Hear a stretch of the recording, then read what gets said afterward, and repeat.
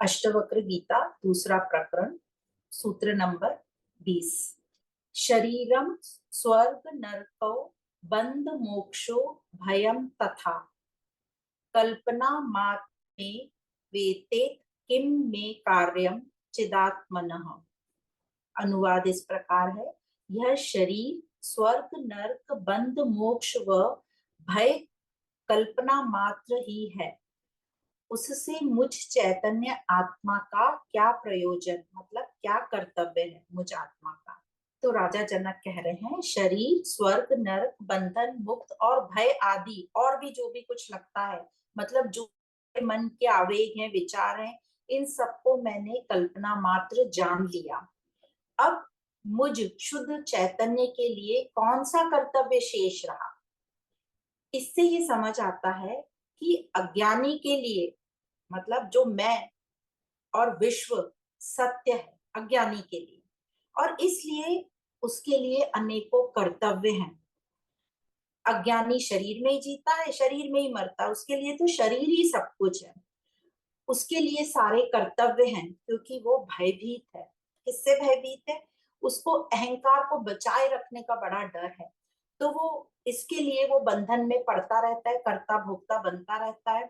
उसको लगता है मैं अधूरा और ये जो विश्व है इससे मेरा अधूरापन होगा, तो उसमें स्वार्थ आ जाता है। वो सबको अलग अलग देखता है, भिन्न भिन्न देखता है।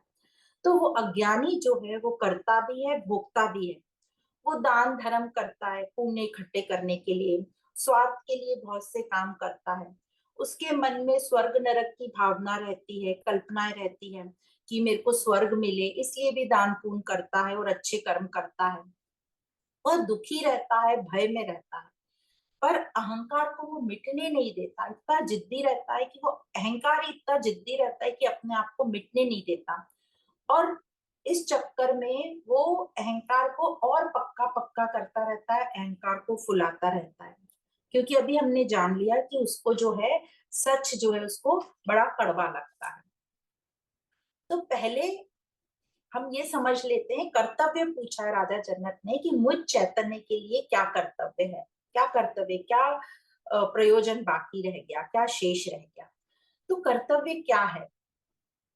अब हमारी अभी जो दिनचर्या, हमारा जीवन है, हमारा जन्म होता है, जब हम पैदा होते हैं, जब हमें कुछ नहीं पता होता कि क्या करना चाहिए क्या नहीं करना चाहिए। हमें बाहर से लोगों से या जो भी है समाज से बताया जाता है कि ये तुम्हारे कर्तव्य हैं, ये ठीक है, ये ठीक नहीं है। मतलब कर्तव्य जो होते हैं वो किसी के बताए हुए होते हैं, किसी नियम को लागू करने के लिए, कानून को लागू करने के लिए। जैसे हमारा घर परिवार समाज देश राष्ट्र जो है एक सुचारू रूप से चलते रहें, और कुछ नियम कानून इसलिए बनाए जाते हैं ताकि सारी ये जो व्यवस्था है ये ठीक प्रकार से ऐसे ही चलती रहे। या फिर प्रथाओं को आगे बढ़ाने के लिए जो जो आप समाज में या कोई कुनबे में या कोई शहर में रहते हैं, जो जहाँ जो जो प्रथाएं चलती हैं, हमें वही पक्की करा दी जाती है कि ये प्रथा करना तुम्हारा कर्तव्य है, क्योंकि तुम इस जाति के हो, इस कुनबे के हो। तो इस प्रथाओं को हम आगे बढ़ाते रहते हैं। अब ये तो हमें समझ गए कि ये कर्तव्य जो है बाहर के लोग निर्धारित करते हैं और हमारे ऊपर डालते हैं कि ये तुम्हारे लिए ठीक है, ये तुम्हारे लिए ठीक नहीं है। तो अब हमें ये समझ में आया कि जो कर्तव्य हैं वो कहाँ से आए? बाहर से, जो लोगों ने हमको बता दिया। और हमने क्या किया? क्योंकि हमें अज्ञान था, हमने बिना सोचे समझे उन कर्तव्यों को अपना लिया और करते चले गए, करते चले। देखो, हर कर्तव्य बुरा नहीं है, कर्तव्य के पीछे की भावना हमें देखनी है। हम बिना सोचे समझे कि कर्तव्य का बेस क्या है, हम उसे करते चले गए। तो ऐसे कर्तव्य जो अज्ञानता से आ रहे हैं वो फिर हमें कुछ टाइम बाद बोझ लगने लगते हैं, या कई जो बहुत चतुर होते हैं उनको शुरू से ही बोझ लगते हैं। पर हम वो करते जाते हैं, करते जाते हैं। क्यों करते जाते हैं? अच्छा बना रहने के लिए, समाज में अपनी प्रतिष्ठा बनाए रखने के लिए।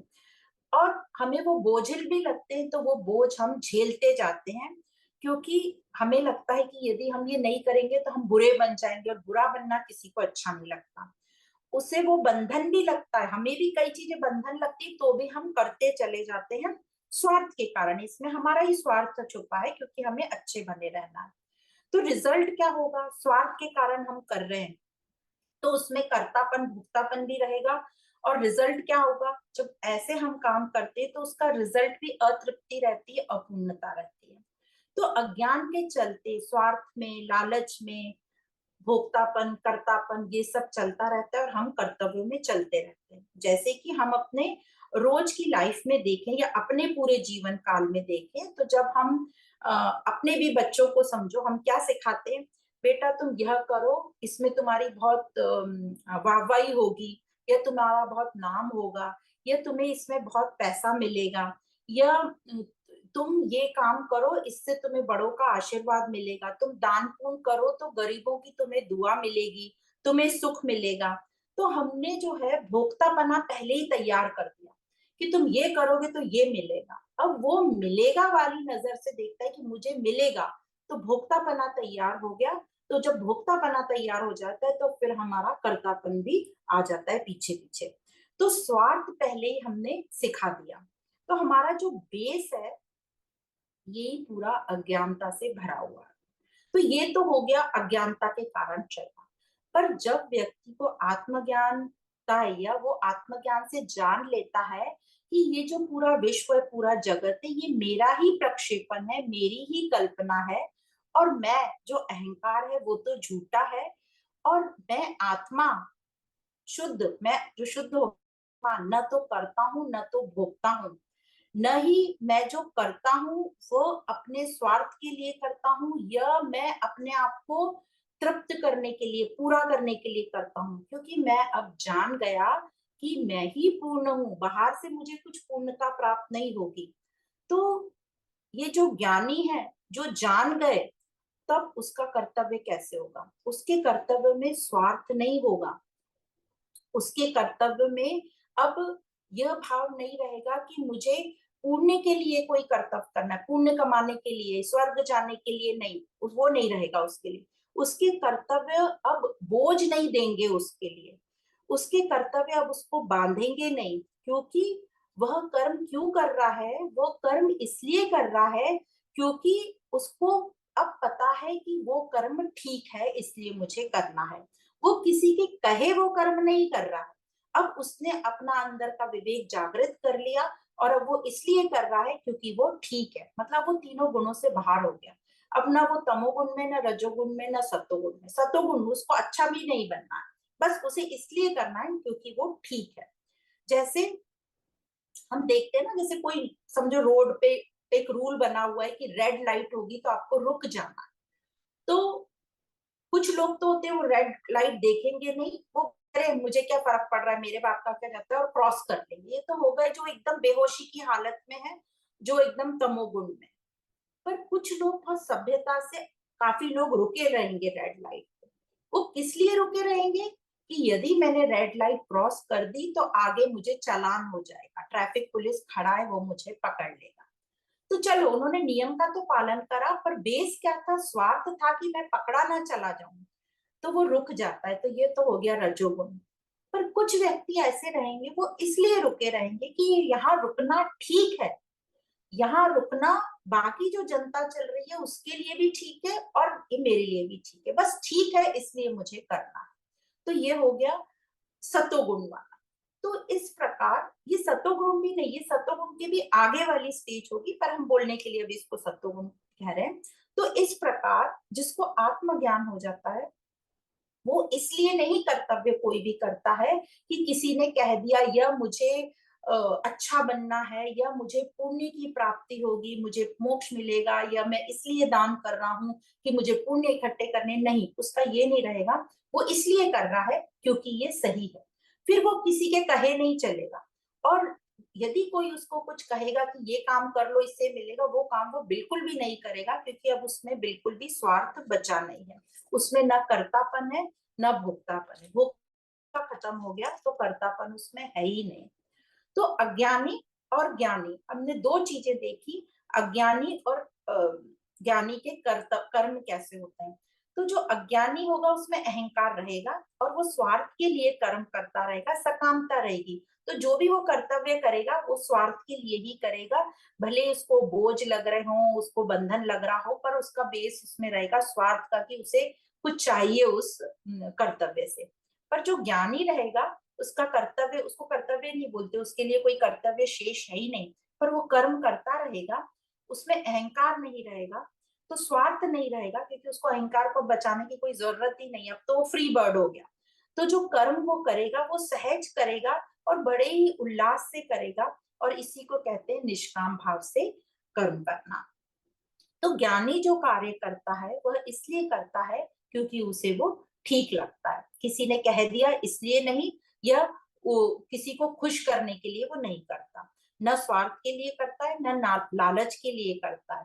तो उसको जो जहां ठीक लगता है वो उसको बेस्ट तरीके से कर देता है, और इसी को कहते, क्योंकि वह मुक्त है, वह पूर्ण है।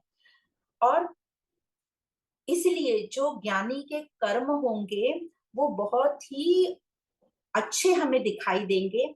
वो आनंदमय स्थिति में रह के कर्म करेगा, उसके कर्म में 100% हमें दिखाई देगा, और उसके कर्मों में एक पूर्णता दिखाई देगी, एक सहजता दिखाई देगी।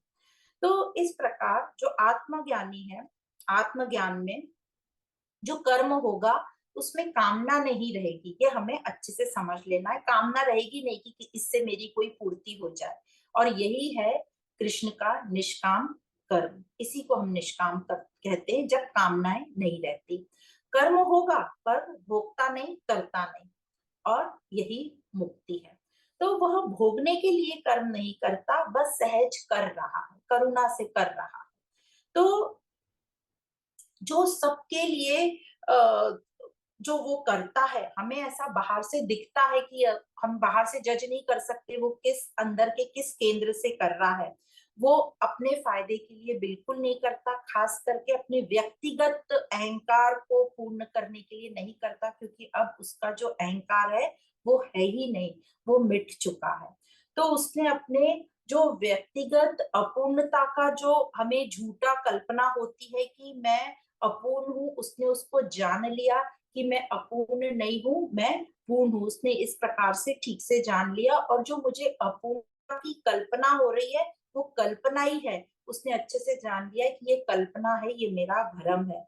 तो जो मैं बना बैठा है अहंकार, उसको उसने अच्छे से जान लिया। क्या जान लिया? कि ये मिथ्या है, ये झूठा है, और ये मेरी कल्पना है। तो उसने अपने भ्रम को, भ्रांति को जान लिया, अपने मिथ्यात्व को जान लिया, और इसी को कहते हैं आत्मज्ञान। और इसी को कहते हैं कि कर्म तो होता है पर कर्तापन नहीं होता, भोक्तापन नहीं होता, और इसी को कहा है मुक्ति। यही है निष्काम, निष्कामता या निष्काम कर्म। तो ज्ञानी के लिए कर्तव्य कैसा है क्या कोई कर्तव्य? उसके लिए अब कोई कर्तव्य नहीं है, वो अपनी मस्ती में जो करना चाहे वही उसका प्रयोजन है, और सहजता है उसकी। तो यहाँ इस श्लोक में बता रहे हैं कि ज्ञानी के लिए अब कोई कर्तव्य बाकी रह ही नहीं गया। जो आत्मज्ञानी है उसके लिए अब कोई कर्तव्य बाकी नहीं रह गया, क्योंकि उसका अपना विवेक जागृत हो गया, उसका जो अपना अहंकार था वो पूरा मिट गया। तो वो जो भी करेगा वो जगत के कल्याण के लिए ही करेगा। तो इस प्रकार ये सूत्र नंबर 20 हुआ।